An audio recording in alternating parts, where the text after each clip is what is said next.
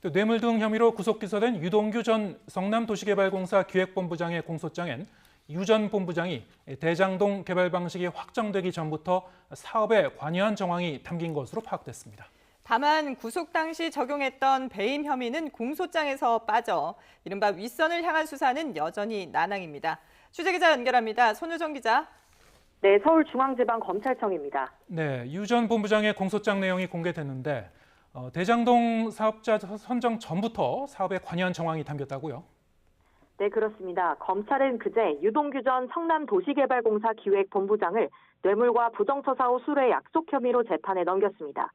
지난 2014년부터 2015년 사이 대장동 사업자 선정 과정에서 편의를 봐주는 대가로 화천대유로부터 700억 원을 받기로 약속했고, 대장동 사업 초기인 2013년 사업 편의 대가로 남욱 변호사 등으로부터 뇌물 3억 5,200만 원을 받은 혐의였습니다.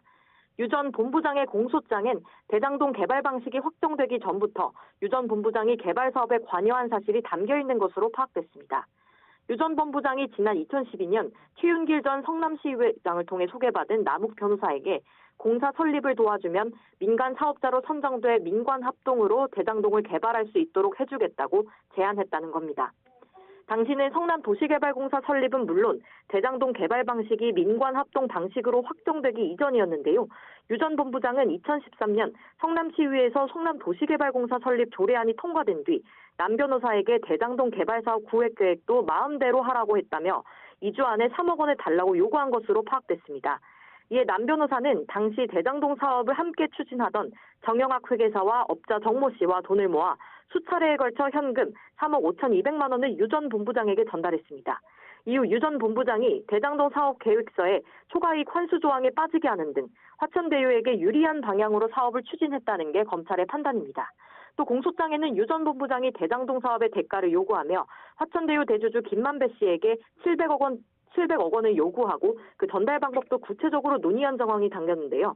검찰은 김 씨가 유 전 본부장이 실소유주인 회사 유원홀딩스 주식을 고가에 매수하거나 유 전 본부장이 천화동인 1호로부터 배당금 700억 원을 직접 받는 방법, 증여를 받거나 명의신탁 소송을 거치는 방법들이 거론된 것으로 보고 있습니다.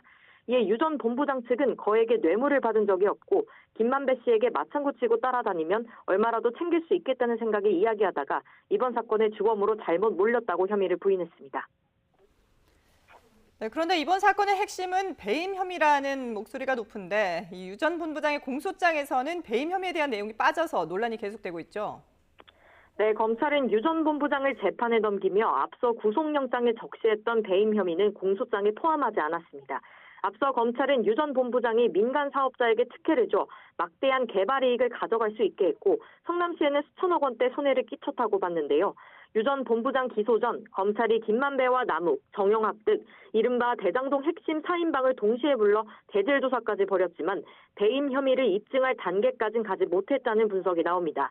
검찰은 배임 혐의와 관련해 추가 수사를 통해 공범 관계와 구체적 행위 분담을 명확히 하겠다며 추가 기소 가능성은 열어놨는데요.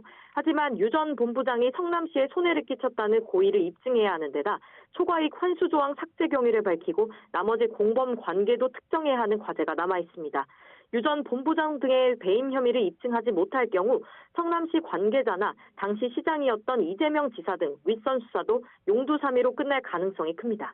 이와 함께 유 전 본부장이 김만배 씨로부터 받았다던 뇌물 5억 원은 전달 과정이 입증되지 못하면서 공소장에서 제외됐는데요. 검찰은 조만간 김만배 씨를 다시 불러 배임 등 혐의를 조사할 예정입니다. 지금까지 서울중앙지검에서 전해드렸습니다.